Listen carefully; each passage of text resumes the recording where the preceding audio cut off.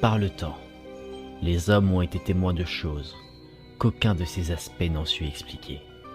Et tout ce qu'on ne peut expliquer provoque la peur. Tant de récits côtoyant le mystère de nombreux autres. Nous allons nous plonger dans certains mystères qui ont terrifié les hommes et qui restent encore à ce jour, sans réponse. Vous pensiez peut-être tout connaître de notre monde, mais plus on creuse dans les profondeurs de ces récits, plus on se rend compte à quel point notre planète nous est inconnue. Tant de mystères que vous allez découvrir ou redécouvrir maintenant. Ces récits vont peut-être aller à l'encontre de vos convictions. Bienvenue dans le monde de l'étrange.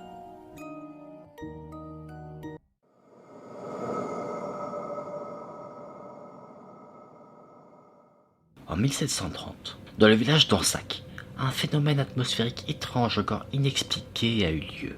En janvier, en mai et en octobre 1730, beaucoup de témoins, apparemment dignes de confiance, affirment avoir entendu quelque chose dans le ciel, comme une multitude de voix humaines, de différents tons, de tout âge, de tout sexe, parlant et criant toutes ensemble, sans pourtant qu'on puisse distinguer ce que ces voix disaient.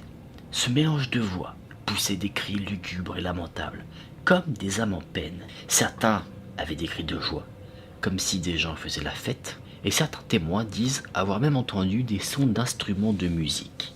Dans la nuit du 27 au 28 janvier, un laboureur, Charles Descouleurs, et son frère François revenaient de Senlis. Ils n'étaient arrivés que vers 2 heures du matin près d'Ansac. Ils parlaient de leurs affaires lorsqu'ils furent interrompus par une voix terrible, qui leur parut éloignée d'environ 20 pas.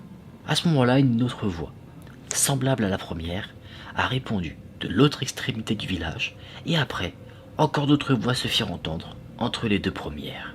Charles Descouleurs a raconté par la suite qu'il n'a pas pu comprendre leur jargon, mais il a clairement reconnu la voix de vieillards, de jeunes hommes, de femmes, de filles et d'enfants, et parmi tout cela, différents sons d'instruments. Selon ses dires, ces sons venaient de très haut dans le ciel. D'autres étaient à la hauteur du sol, certains semblaient même venir de sous le sol, et ces deux hommes, qui étaient des campagnards, familiers des bruits ambiants de la nature, devinaient clairement que ce n'étaient pas des cris d'animaux sauvages. Tout ce vacarme aurait duré une bonne demi-heure, et les deux frères avaient même du mal à s'entendre, en parlant très fort, tellement le son venu du ciel était puissant. Et d'un coup, tout ce vacarme s'est arrêté suite à une salve d'éclats de rire, comme si 300 ou 400 personnes se mettaient à rire de toute leur force. On aurait pu suspecter les deux frères d'hallucination.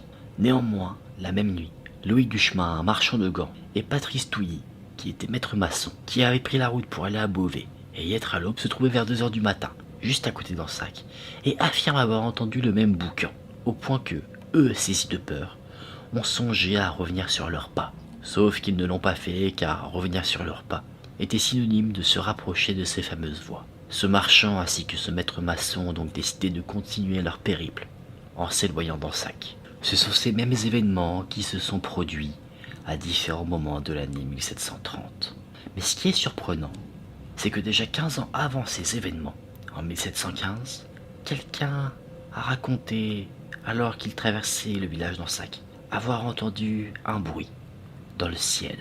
À l'époque, ces dires n'avaient jamais été pris au sérieux, car il n'y avait qu'un témoin. Mais en 1730, il y en avait plusieurs. Il est difficile de trouver une explication rationnelle à ce qui s'est passé à Ansac cette année-là. Plusieurs témoins racontent la même chose, des témoins qui ne se connaissent pas. D'ailleurs, ce fait-là a bien été vérifié, qu'il n'y ait pas de lien entre les différents témoins qui pourrait prouver une sorte de tromperie, de machination. Scientifiquement, il n'y a aucun phénomène météorologique qui pourrait produire ce genre d'effet. Donc encore aujourd'hui, sans explication rationnelle à ces événements, ce qui s'est passé l'année 1730 à Ansac demeure encore un événement des plus mystérieux.